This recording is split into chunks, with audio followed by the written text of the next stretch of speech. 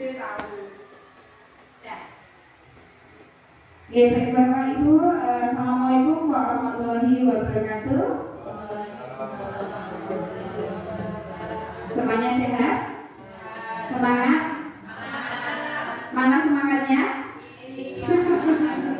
Oke, alhamdulillahirabbil alamin. Pada siang hari ini kita diberi kesempatan untuk melakukan komunitas belajar ya, melaksanakan kegiatan di komunitas belajar untuk guru-guru SD Negeri Cimpon.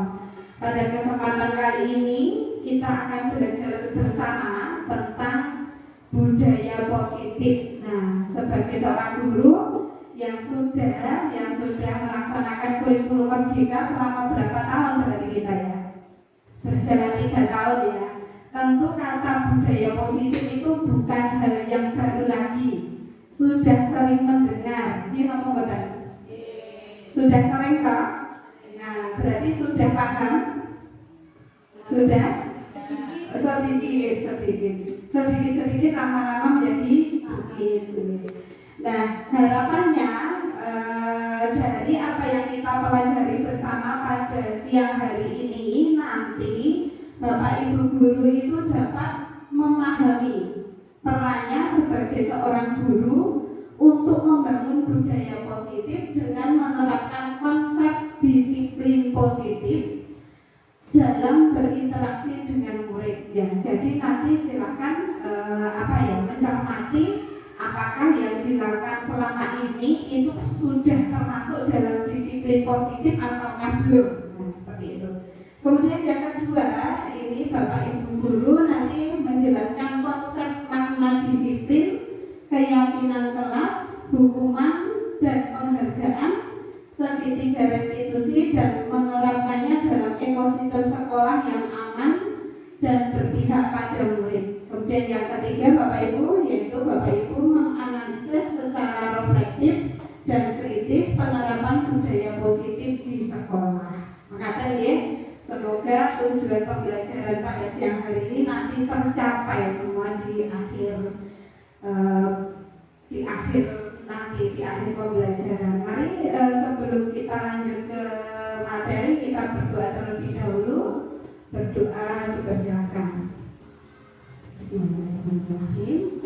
Terima kasih, semoga dengan doa tadi apa yang kita pelajari bersama bermanfaat bagi kita semuanya, menambah kualitas pembelajaran di SD Negeri Cimpon pada khususnya ya. Nah, kemudian Bapak Ibu, kami harapkan Bapak Ibu guru dalam kesempatan ini dapat hadir sepenuhnya. Maksudnya hadir sepenuhnya ya, badannya di sini, jiwanya juga di sini. Karena terkadang kalau ibu-ibu itu badannya di sini, pikirannya entah gimana gitu. Cuciannya wis anu punggung, masak opo gitu loh. Nanti harapannya Bapak Ibu dapat hadir sepenuhnya dan nanti saat kegiatan diskusi atau kegiatan yang lain Bapak Ibu bisa aktif ya. Kita berpartisipasi aktif ya untuk kali ini ya. Kemudian Bapak Ibu mohon maaf untuk kali ini peran saya tadi sudah saya sampaikan.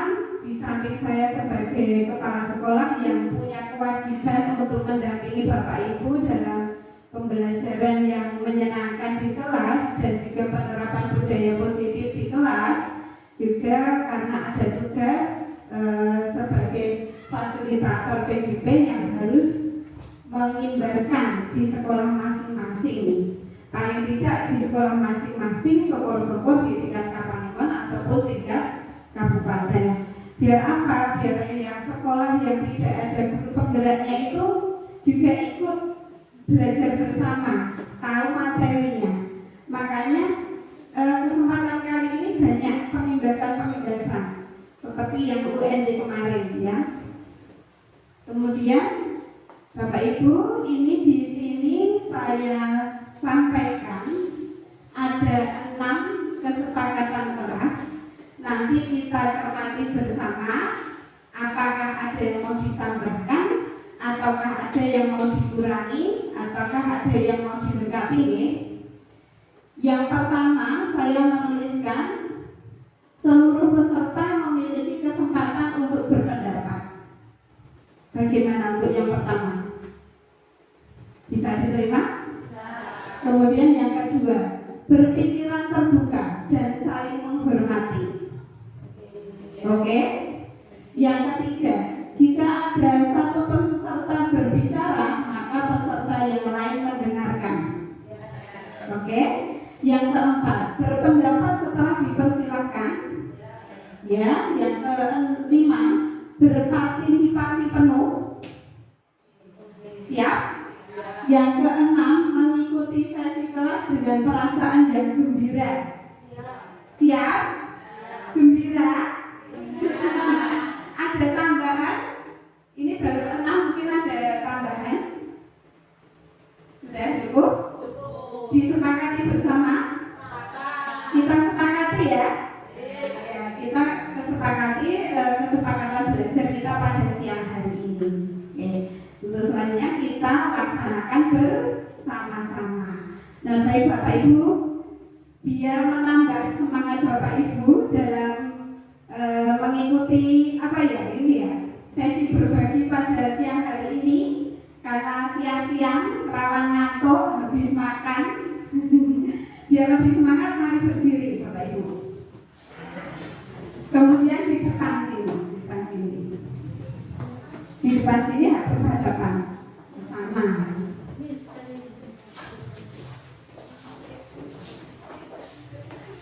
Ada berhadapan. Mesti ya cari pasangan di WC aman sopo.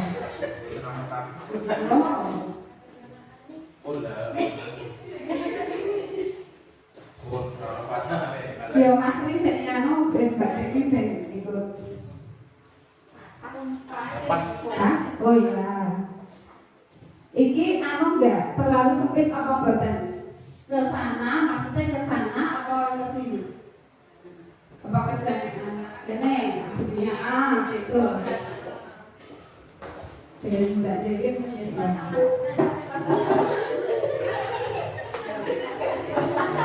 ini ada kaitannya dengan materi kita ya, budaya positif ya. Jadi gini, ada juga nanti aku dan kamu saling berkaca pinggang, gitu ya. Jadi sambil bernyanyi sambil gerakan. Aku dan kamu saling berkaca pinggang. Ekspresinya juga dimainkan. Aku dan kamu saling berkaca pinggang.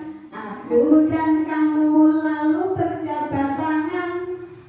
Aku dan kamu lalu bertegur sapa. Hai. Aku dan kamu berpelukan. Seperti itu ya. Saya rapikan. Bersama-sama ingat ya tadi ya, berkaca pinggang, habis bukan semarah-marahan, terus salaman, bersalaman, terus tegur sapa, hai, terus berpelukan. Itu ya, ada 4 ya. Siap, 1, 2, 3. Aku dan kamu saling berkaca pinggang. Aku dan kamu lalu berjabat tangan. Aku dan kamu lalu bertegur sapa. Aku dan kamu berpelukan. Ulangi yang kompak. Ini aku dan kamu, gitu ya. Siap. 1, 2, 3. Aku dan kamu saling berkaca pinggang. Aku dan kamu lalu berjabat tangan. Aku dan kamu lalu bertegur sapa. Aku dan kamu berpelukan. Oke. Bapak Ibu,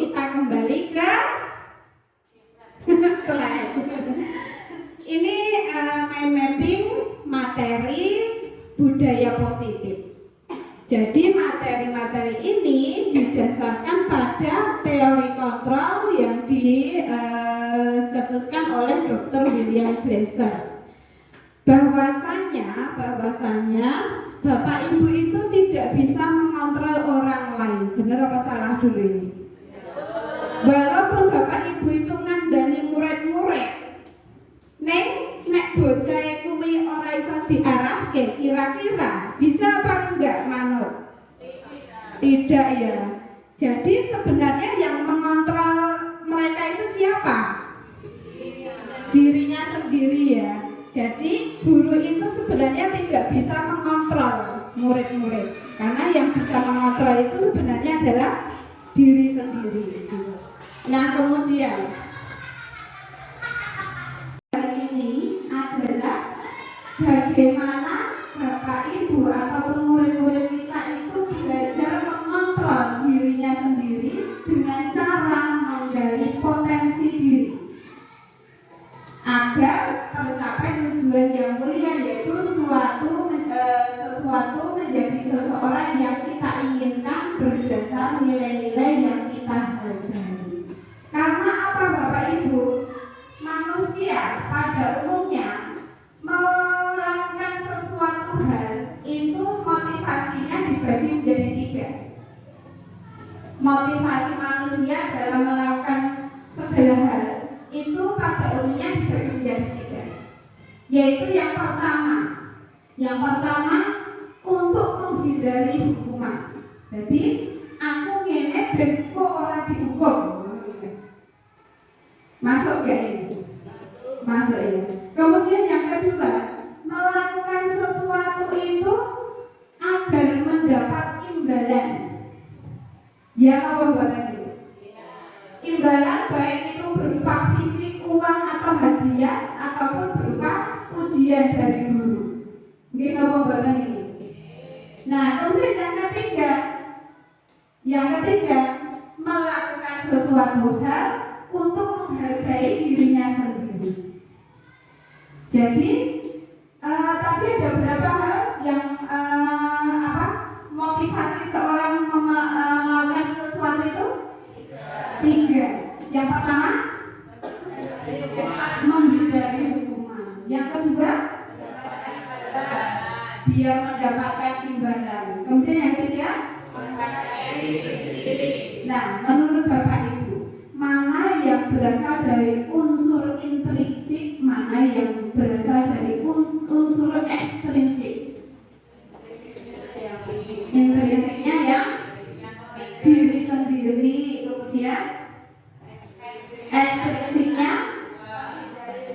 menghindari hukuman dan mendapat imbalan. Nah sekarang menurut Bapak Ibu, lebih awet atau lebih tahan lamanya itu yang motivasi dari diri sendiri atau intrinsik, ataukah yang ekstrinsik? Intrinsik. Kenapa Bapak Ibu? Iya, ada kesadaran dari diri sendiri. Berbeda dengan yang nomor 1 dan nomor 2 yang berasal dari unsur ekstrinsik. Kalau tidak ada guru, ya wes terus keluwe dhewe. Kalau misalnya naik sepeda motor, kalau ada polisi, pakai helm, kita menghindari hukuman. Dan kalau polisi tidak pakai, nah itu kan berarti unsur ekstrinsik. Tidak tidak selamanya gitu loh. Tergantung. Berarti yang kita harapkan yang mana ini? Yang intrinsik, yaitu yang muncul dari kesadaran diri, yaitu untuk menghargai dirinya sendiri. Aku mangkat sekolah, ora telat, kuwi menghargai dirinya sendiri, biar itu tidak bisa karo kancane. Maksudnya, oh soalnya aku pantas mendapatkan ini, mencari mas. Kemudian, nah untuk menghargai dirinya sendiri itu kemudian berasal dari nilai-nilai kebajikan yang universal. Yang universal itu yang menyeluruh, gitu. Nilai-nilai nilai-nilai kebajikan. Nah, kemudian dapat diawali dengan adanya keyakinan kelas.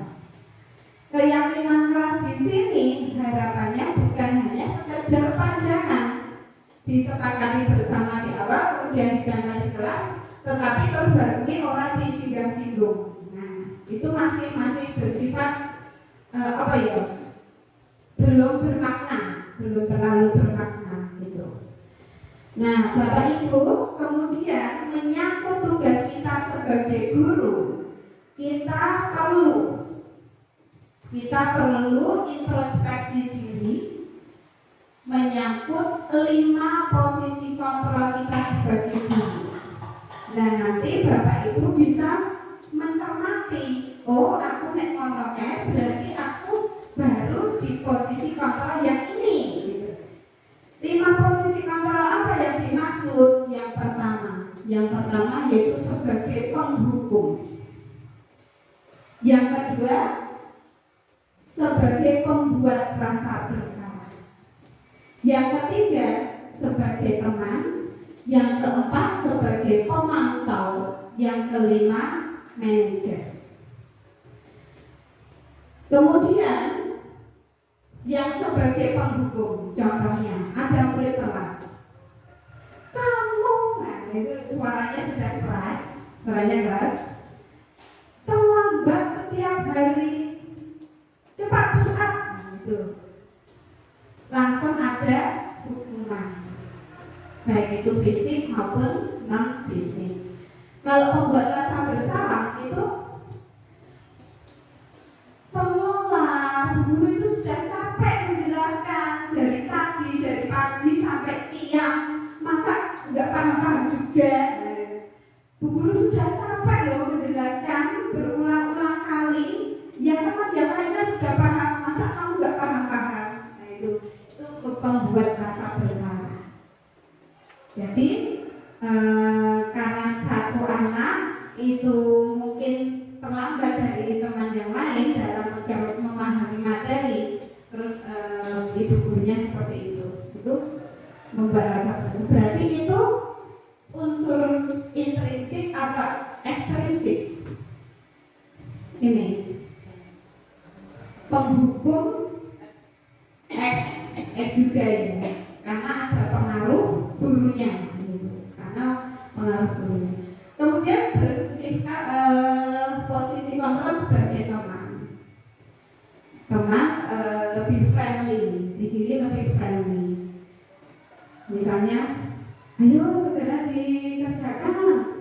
Sini, Bu Guru bantu sini. Nah, itu sebagai teman. Tetapi juga ada efeknya. Kalau seperti itu membuat anak menjadi tidak mandiri seperti itu. Nah, kemudian sebagai pemantau. Kalau pemantau itu selalu dikaitkan atau mengingatkan kembali kepada kesepakatan kelas, mengingatkan kembali pada tata tertib sekolah. Nah, itu sebagai pemantau. Misalnya ada yang murid terlambat. Ayo, kamu terlambat toh? Ingat nggak kesepakatan kelas yang kita sepakati kemarin? Gitu. Konsekuensinya apa? Nah, seperti itu. Jadi selalu dikaitkan dengan kesepakatan kelas atau tata tertib, dan ini sifatnya lebih sakot gitu loh. Sakot apa manut tata tertib, apa manut kesepakatan kelas tanpa ada memunculkan kesadaran diri anak. Kemudian bedanya dengan manajer ini lebih banyak menggali si coachnya. Coach itu anak yang bermasalah tadi. Kita sebagai coach, ini kan berbasis coaching ya. Kita sebagai coach, kemudian anaknya itu coaching, kemudian gurunya menggali dengan pertanyaan-pertanyaan gitu, pertanyaan-pertanyaan yang mana itu mengeksplor peserta didik kita untuk menemukan solusinya sendiri. Jadi bukan gurunya yang memberikan solusi, tetapi memunculkan kesadaran diri anak gitu. Jadi yang menemukan solusi nanti siapa ini dalam hal ini? Anak. anak-anak sampai muncul kesadaran. Jadi dia sadar itu bukan karena dipaksa oleh guru, tetapi muncul dari solusi yang ia dapatkan sendiri gitu. Nah, hal ini kemudian dapat diterapkan melalui segitiga restitusi, di mana segitiga restitusi ini ada 3 langkah. Yang pertama, langkah pertama itu menstabilkan identitas. Kemudian yang kedua itu validasi kebutuhan, yang ketiga menanyakan keyakinan. Tuh. Jangan lupa saat kita melakukan segitiga restitusi itu kita selalu ingat bahwa ada 5 kebutuhan manusia, 5 kebutuhan dasar manusia. Yang pertama penguasaan, yang kedua kasih sayang, rasa diterima, kesenangan, kebebasan. Tuh. Nah, Bapak Ibu, siapa ini?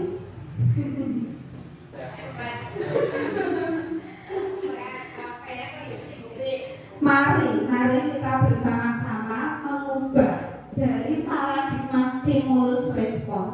Kalau dulu kan ada stimulus, ada respon. Jadi gurunya menstimulus, kemudian siswanya merespon. Jadi ada stimulus dari guru dulu. Nah, sekarang mari kita ubah dengan pendekatan teori kontrol. Nah, ini kalau dulu disiplin sangat berkaitan dengan kontrol guru terhadap siswa, apapun dari guru, teacher center.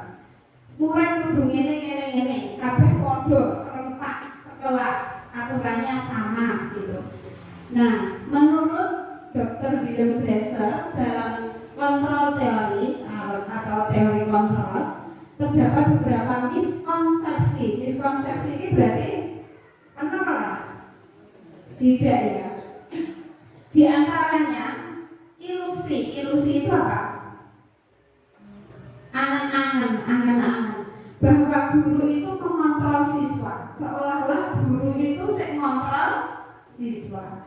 Kemudian ilusi bahwa semua penguatan positif efektif dan bermanfaat. Kemudian yang ketiga, ilusi bahwa kritik dan membuat orang merasa bersalah dapat menguatkan karakter.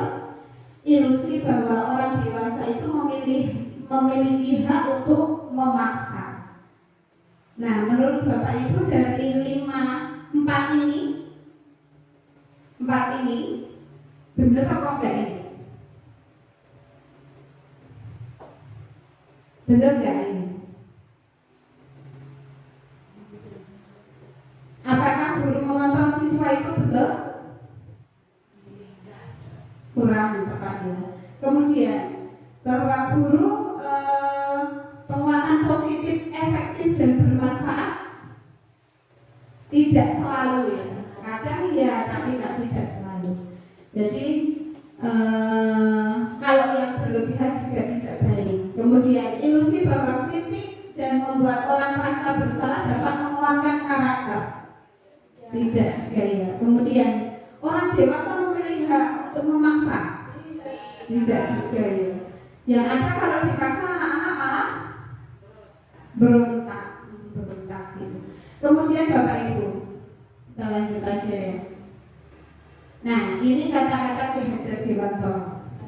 Mardika iku jarwane Nora mung lepasing pangreh. Ning uga kuat kuasa amandiri priyangga. Merdeka itu artinya tidak hanya terlepas dari perintah, tetapi juga cakap buat memerintah dirinya sendiri. Nah, itu kembali ke kesadaran diri tadi. Kesadaran diri tanpa diperintah orang lain, tetapi sudah sadar akan dirinya sendiri. Kalau di ilmu akreditasi namanya sudah membudaya. PR kita bersama dulu toh, bagaimana betul-betul membudaya tanpa doyak-doyak anak-anak besok. Budaya pagi wes jam itu neng mana. Ya sekarang agak mudah juga ya ini ya. Nah, ini 5 kebutuhan dasar dasar manusia tadi, bertahan hidup, penguasaan, kasih sayang, dan rasa diterima, kesenangan, kebebasan. Jangan lupa kita itu adalah pelayan. Pelayan loh kita itu. Hanya melayani peserta didik dan masyarakat. Nah, untuk itu dalam melayani jangan dilupakan 5 kebutuhan dasar manusia ini. Oke? Nah, boleh ngantuk lagi misalnya. Kemudian, nah tadi solusinya adalah menggunakan restitusi. Restitusi itu apa? Restitusi itu proses menciptakan kondisi bagi murid untuk memperbaiki kesalahan mereka, sehingga mereka bisa kembali pada kelompok mereka dengan karakter yang lebih kuat. Kemudian proses menciptakan kondisi murid untuk memperbaiki kesalahan murid, mengembalikan mereka pada kelompok mereka yang bertujuan agar karakternya lebih kuat. Ya, bagaimana memunculkan karakternya? Jadi muncul kesadaran diri, membudaya tadi, sifat membudaya. Proses restitusi dilakukan untuk mencari solusi bagi permasalahan murid, membantu mereka berpikir tentang orang seperti apa yang mereka inginkan dan bagaimana mereka harus memperlakukan orang lain. Ciri-ciri restitusi itu adalah yang pertama, bukan menebus kesalahan. Jadi misalnya ini, terlambat ditebus dengan lari keliling lapangan. Nah, itu kan menebus kesalahan. Terlambat kemudian push up, itu menebus kesalahan. Namun untuk belajar dari kesalahan, biar besok tidak diulangi, tetapi muncul dari kesadaran diri. Kemudian memperbaiki hubungan antara siapa? Antara guru dengan murid maupun murid dengan murid, gitu. Kemudian terjadi bukan karena paksaan, karena muncul dari kesadaran diri tadi. Motivasi yang ketiga yaitu apa tadi? Menghargai diri sendiri. Kemudian untuk melihat kedalaman diri, seberapa posisi saya, gitu. Mencari kebutuhan berdasarkan tindakan. Kemudian menggunakan cara yang paling baik, fokus pada karakter dan solusi, bukan tindakan. Mengembalikan murid yang salah pada kelompoknya. Kemudian Bapak Ibu, kita masuk ke keyakinan kelas. Mengapa tidak peraturan saja? Mengapa harus keyakinan kelas? Menurut Bapak Ibu bagaimana? Kan tadi sudah sering mendengar materi ini. Dulu kan peraturan ya, kata tertib dulu. Kenapa kok tidak ganti jadi keyakinan kelas? Bedanya apa? Keyakinan dibuat bersama-sama. Kemudian dari keyakinan menjadi sebuah kesepakatan, bahkan dicap jempol atau mungkin ditandatangani, itu bukti bahwa kita sudah sepakat bersama, gitu. Disepakati oleh semua murid, gitu. Kemudian yang lain, kenapa harus keyakinan? Gimana?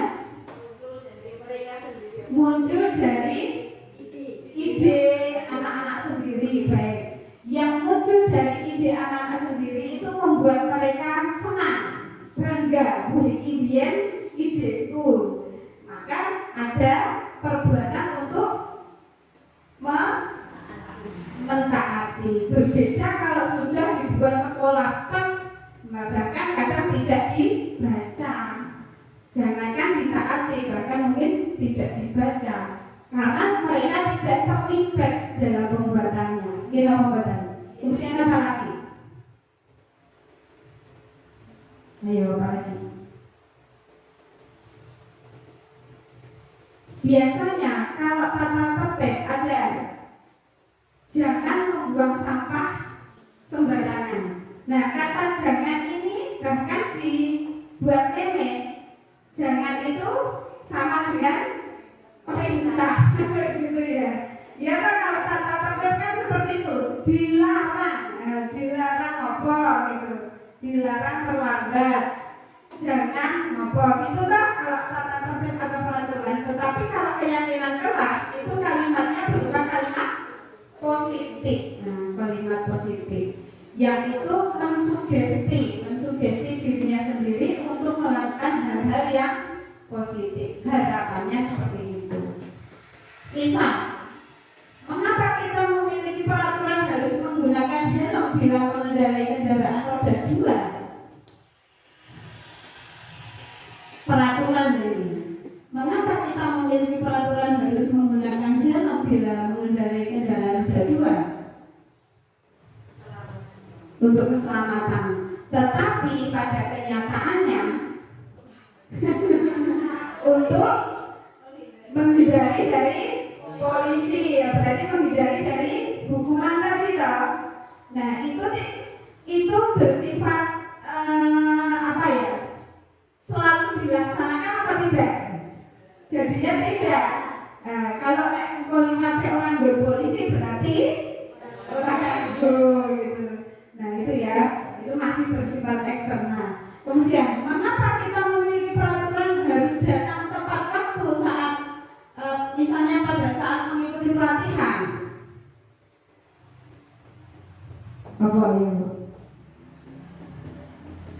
Ya biar tidak dihukum juga, atau biar duduk di depan, biar tidak duduk di depan, atau biar tidak atau biar mendapat pujian dari narasumber misalnya. Nah, itu juga masih eksternal. Untuk mendukung motivasi intrinsik, kembali pada keyakinan yang lebih menggerakkan seseorang dibandingkan mengikuti serangkaian peraturan. Nah, ini contoh kesepakatan kelas. Datang tepat waktu, mengucapkan salam. Kalau kita lihat kesepakatan kelas yang sebelah kanan ada berapa itu?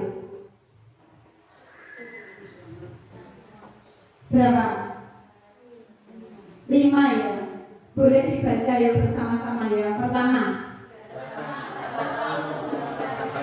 Oke, yang kedua. Kalimatnya positif apa negatif? Positif ya. Yang pertama tadi positif apa negatif? Yang ketiga nih Pak Yo. Positif apa negatif? Yang keempat. Positif apa negatif? Yang kelima. Terbaik ada berapa kesepakatannya? 5. Nah, memang harapannya kesepakatan kelas atau keyakinan kelas itu tidak usah banyak-banyak. Tidak usah banyak-banyak, tetapi sudah mencakup keseluruhan gitu. Biar apa? Kenapa kok tidak boleh banyak-banyak? Biar mudah diingat. Biar mudah diingat anak-anak.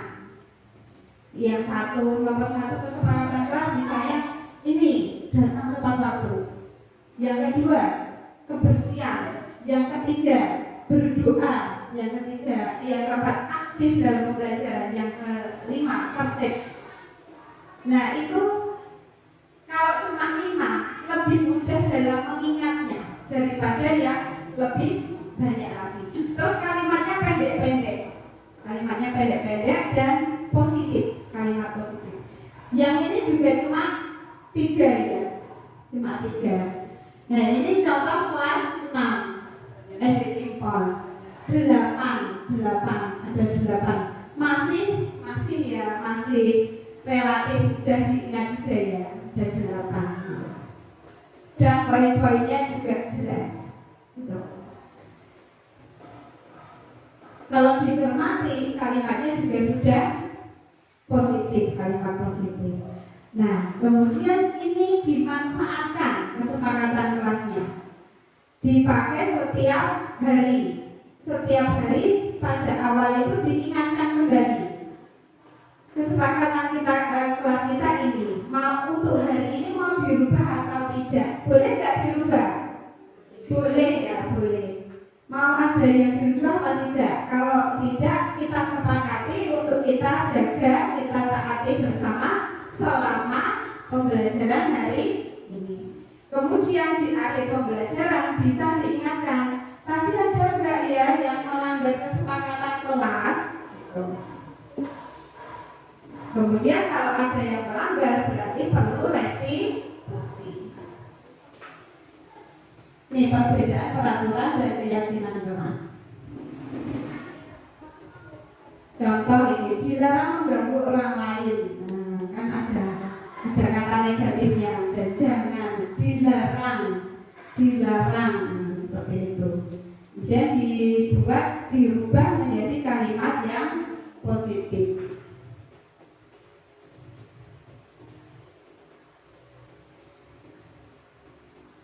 Tidak usah ya. Nah, ini 5 posisi kontrol. 5 posisi kontrol. Yang pertama tadi kan sebagai penghukum. Ingat tak tidak tadi di awal tadi? Sebagai penghukum. Ini perbuatan guru yang termasuk sebagai penghukum itu dengan menghardik ini, getak ya, getak. Masuk orang dengan menghardik ini. Hei,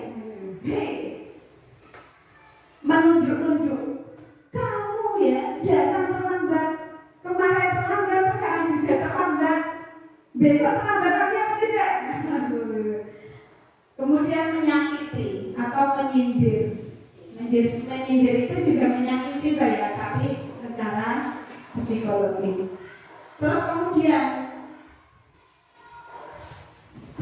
contoh perkataannya, kalau kamu tidak melakukannya, awas ya, rasakan.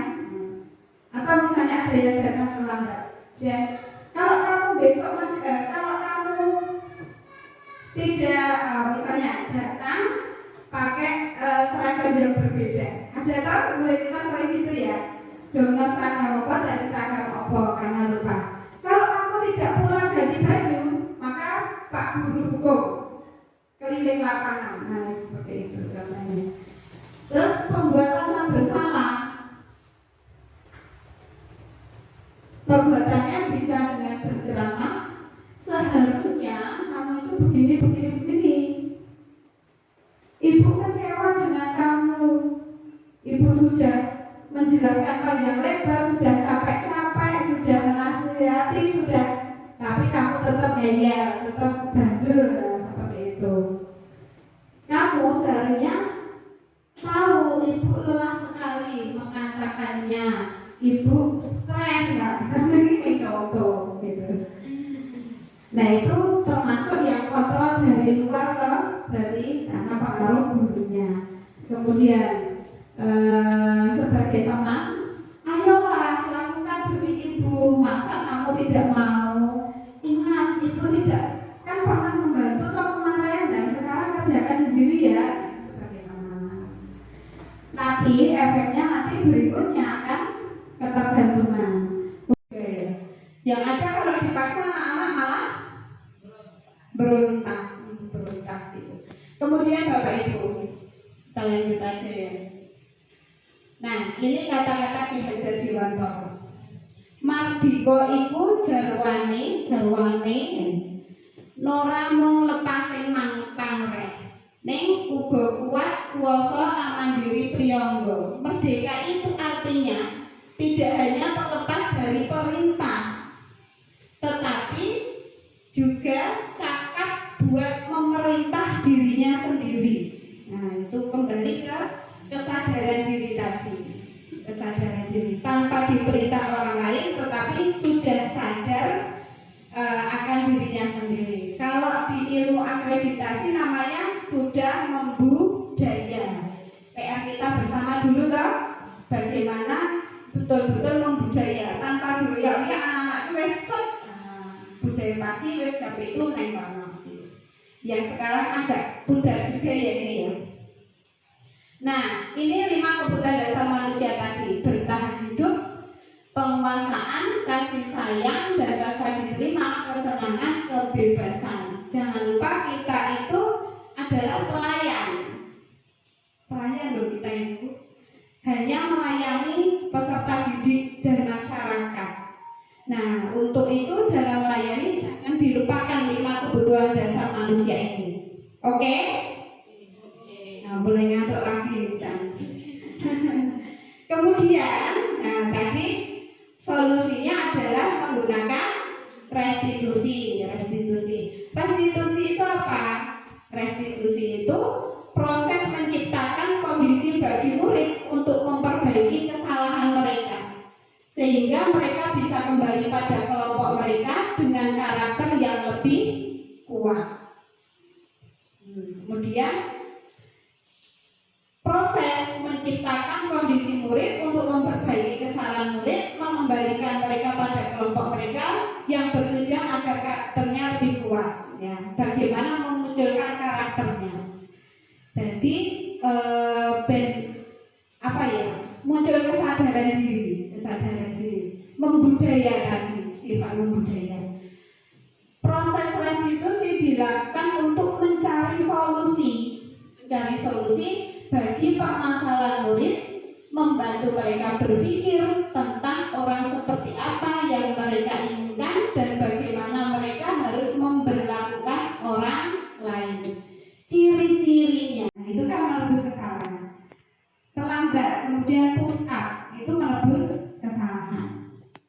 Namun untuk belajar dari kesalahan, biar besok tidak diulangi, tetapi muncul dari kesadaran diri.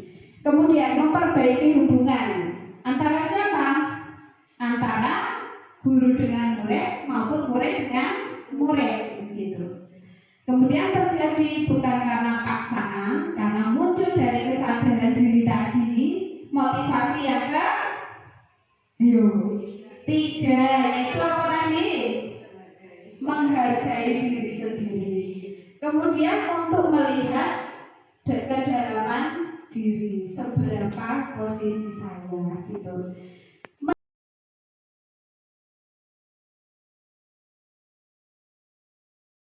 Kata ajaib, maaf, prak-prak, minta tolong, prak-prak, terima kasih, prak-prak, permisi. Ulangi.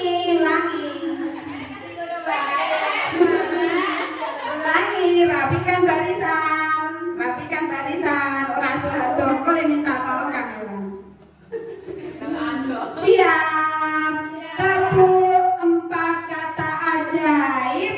Prak-prak, maaf, prak-prak, minta tolong, prak-prak, terima kasih, prak-prak, permisi. Tepuk tangan untuk kita semuanya.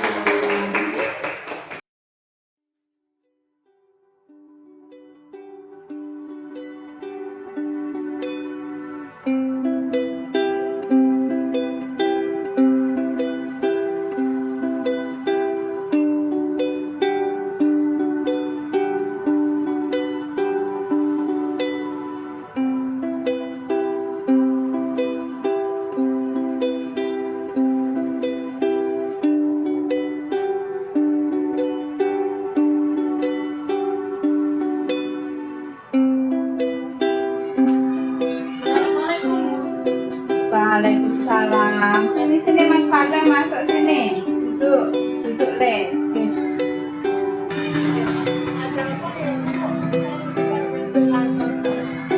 Gini ya Mas Fateh, Ibu Kepala itu mendapat laporan dari wali kelas 6. Katanya Mas Fateh sering terlambat sekolah ya? Iya, sering terlambat ya. Terlambat, terus sebelumnya juga pernah gitu, pernah, berarti mengakui, iya, memang benar. Nah itu kenapa Mas? Bangunnya kesiangan.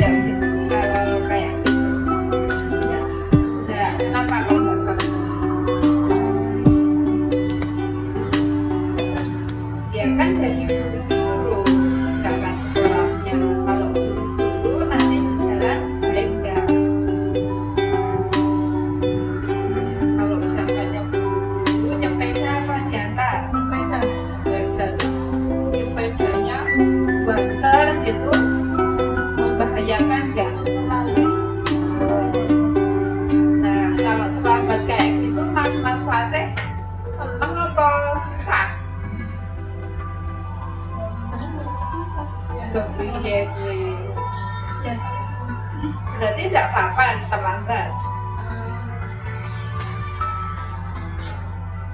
Nggak apa-apa terlambat. Mau terlambat terus. Dan gimana? Senang terlambat? Enggak senang. Mas Fatih, di kelas ada kesepakatan kelas toh? Ya, ini dari Bu Meda. Nah, ini kesepakatan kelas yang disampaikan Bu Meda. Benar nggak ini kesepakatan kelas 6? Benar ya? Nah, ini ada berapa? Ada 8. Ini Mas Fatih kira-kira yang belum memenuhi yang mana ini? Kedisiplinan. Nah, kedisiplinan menaati tata tertib SD Negeri Cimpon. Juga yang mana lagi yang tidak sesuai?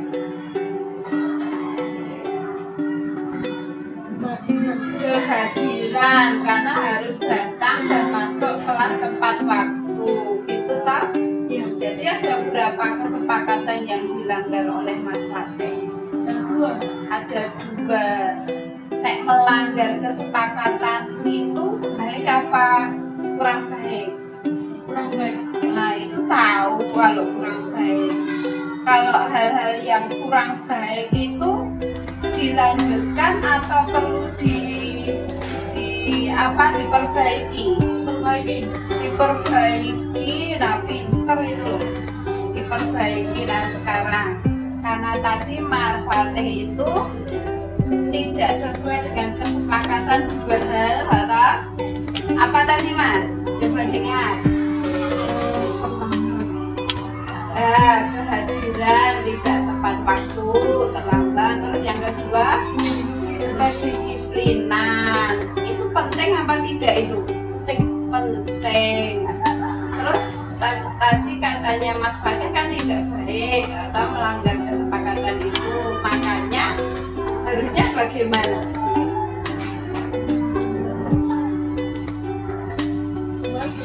Diperbaiki. Nah, sekarang Bu Kepala tanya, cara memperbaikinya bagaimana menurut Mas Fatih?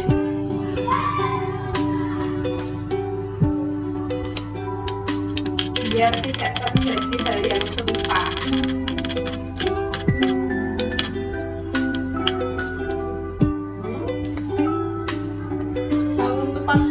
Bangun tepat waktu. Kalau dibangunin Ibu, ya segera bangun, jangan tidur lagi. Nanti efeknya kalau tidur lagi, bangunnya terlambat. Jam berapa tadi? 5:30. Oh, 6:30. 6:30. Padahal ke sekolah masuknya jam berapa? Jam 7. Padahal itu belum mandi, belum makan, ya toh? Nah, makanya bangunnya agak pagi, agak awal, biar punya waktu banyak untuk persiapan, buat mandi, buat makan, buat pakai baju, ya toh, tidak terburu-buru. Coba besok dicoba ya. Coba dibandingkan kalau bangun terlambat sama bangunnya awal, kira-kira nyaman yang mana, enak yang mana? Awal enggak? Coba besok dicoba. Bu Guru ingin lihat ya besok perkembangannya Mas Fatih. Nanti Bu Mega akan selalu melaporkan ke Bu Kepala. Mas Fatih masih terlambat ataukah masih mengulangi hal yang sama? Itu ya? Jadi gimana kesimpulannya? Solusinya apa tadi? Tidak bangun terlambat. Tidak bangun terlambat. Caranya bagaimana biar tidak bangun terlambat? Tidurnya lebih awal. Nah, terus ketika dibangunkan langsung bangun, tidak tidur lagi. Gitu. Jadi besok siapa ini? Demi Mas Fatih sendiri toh? Demi kebaikan Mas Fatih sendiri toh? Oke, kita sepakati. Besok ketika dibangunkan ibu langsung bangun. Nah, terus kemudian Mas Fatih juga punya tekad ini untuk bangun sendiri tanpa dibangunkan ibu, bangun sendiri. Kan sudah gede, anak gede, ya toh? Harus bertanggung jawab sama diri sendiri, ya? Bisa? Sepakat? Sepakat.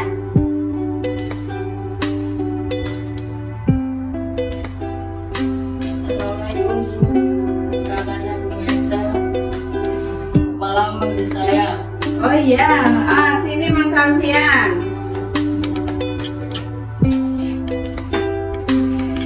Apa kabarnya Mas Alfian?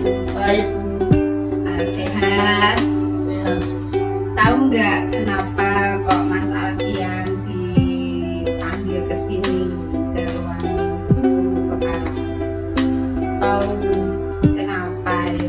karena saya tidak karena PM.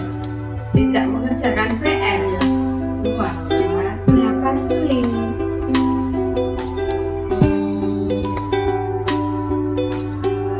tidak sampai dua. 3 sampai 2 kali Iya, dalam seminggu.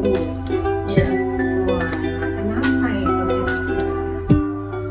Karena tidak sempat. Tidak sempat. Biasanya ngapain kalau pulang sekolah? Hmm, Ayo, main? main Main apa? sama Oh gitu. Jadi Mas Alfian, hampir semua orang kan pernah melakukan kesalahan ya.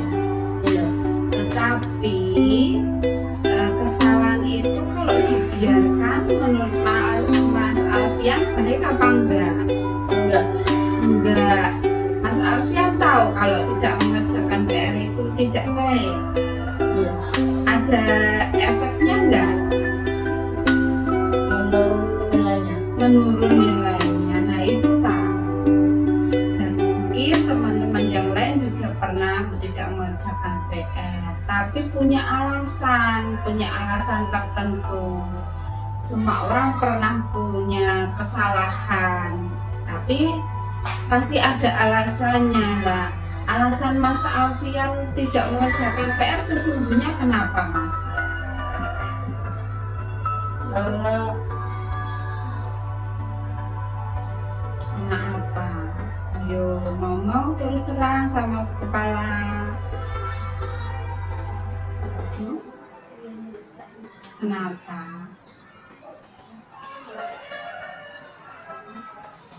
Paham nggak kalau dijelaskan sama Bu Meda? paham. Paham. Terus kan PR-nya tentang materi di kelas ya. Iya, Berarti seharusnya kalau Mas Alfian bertekad untuk mengerjakan harusnya bisa ya. iya. Terus kenapa kok nggak mengerjakan? Karena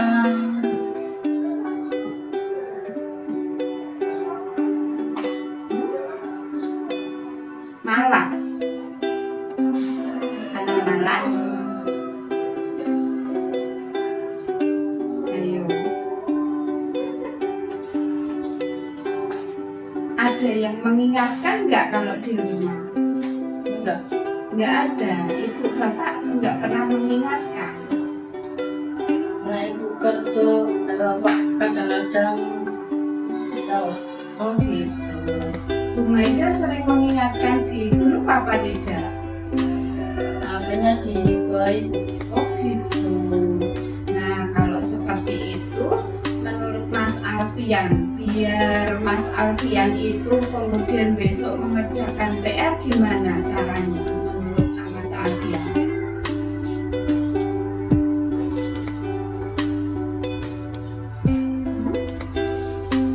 Katanya tadi kalau tidak mengerjakan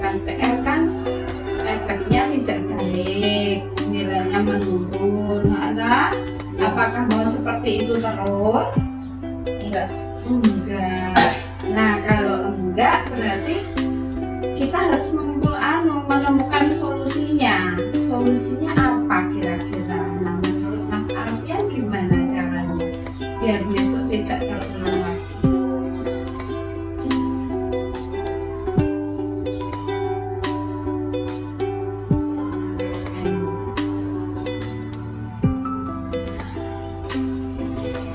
Menggarap PR tepat waktu. Mengerjakan PR tepat waktu, mengingat-ingat ya kalau ada PR diingat. Nah, terus biasanya belajarnya kalau sore atau malam? Siang. Siang setelah pulang sekolah. Iya. Oh, setelah pulang sekolah langsung mengerjakan PR gitu. Iya. Oke, dieleng-eleng. Setelah berbincang-bincang dengan kepala sekolah tadi, saya merasa lega karena permasalahan saya yang tidak sesuai dengan kesepakatan kelas.